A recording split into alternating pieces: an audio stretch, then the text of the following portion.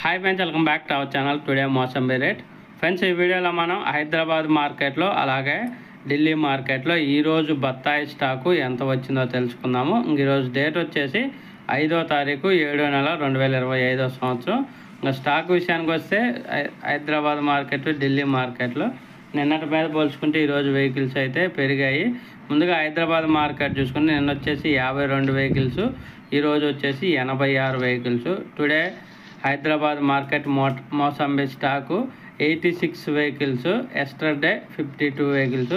నిన్నటి మీద పోల్చుకుంటే ఒక 30 వెహికల్స్ పైగా అయితే పెరిగింది.